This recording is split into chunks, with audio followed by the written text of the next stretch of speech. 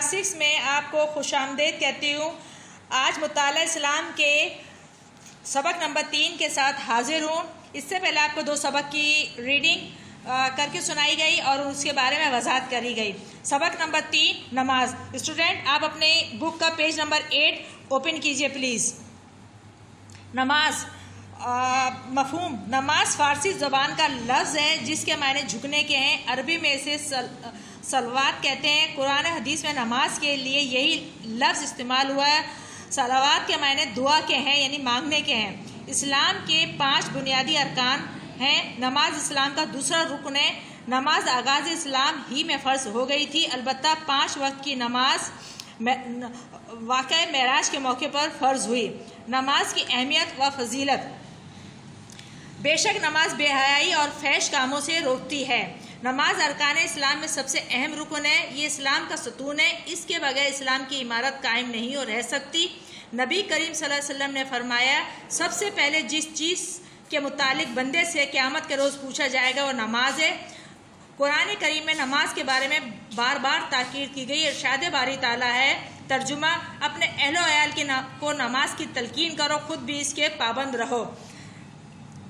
نبی کریم صلی اللہ علیہ وسلم نے ارشاد فرمایا، جب بچہ 7 سال کا ہو جائے تو اسے نماز پڑھنے کا حکم دو، اور جب 10 سال کا ہو جائے نماز نہ پڑھتا ہو تو اس پر سختی کر کے نماز کا عادی بناؤ۔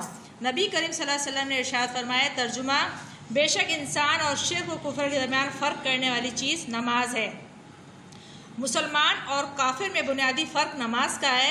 نماز پڑھنے والا مسلمان ہوتا ہے اور نہ پڑھنے والا کفر کے قریب ہوتا ہے۔ یہی وجہ ہے کہ جب رسول اللہ صلی اللہ علیہ وسلم کے زمانے میں لوگ اسلام قبول کرتے تھے تو ان کے مسلمان ہونے کا پہلا ثبوت نماز باجماعت میں شرکت تھی۔ جو لوگ نماز کو اس کی صحت اور خوبی کے ساتھ ادا نہیں کرتے، قیام، رکوع اور سجود جلدی جلدی اور ادھورے کرتے ہیں، حدیث میں اس نماز کو چوری سے تعبیر کیا گیا ہے۔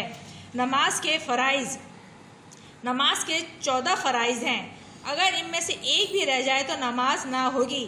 7 چیزیں نماز کی شرائط کہلاتی ہیں اور 7 کو ارکان نماز کہتے ہیں۔ شرائط نماز: نمبر 1 بدن کا پاک ہونا، نمبر 2 لباس کا پاک ہونا، نمبر 3 نماز کی جگہ کا پاک ہونا، نمبر 4 سطر ڈھانپنا، نمبر 5 نماز کا وقت ہونا، نمبر 6 قبلہ رخ ہونا، اور نمبر 7 نماز کی نیت کرنا۔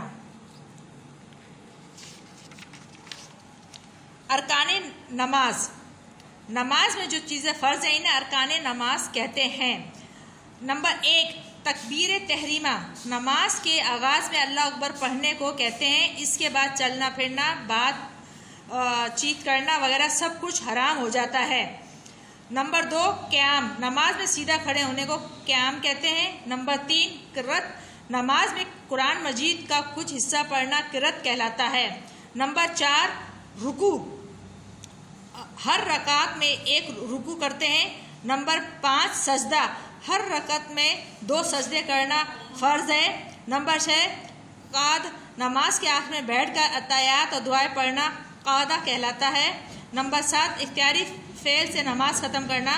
نماز کے سارے ارکان ادا کرنے کے بعد کوئی ایسا کام کیا جائے جس سے نماز ختم ہو جائے، جیسے السلام علیکم کہنا۔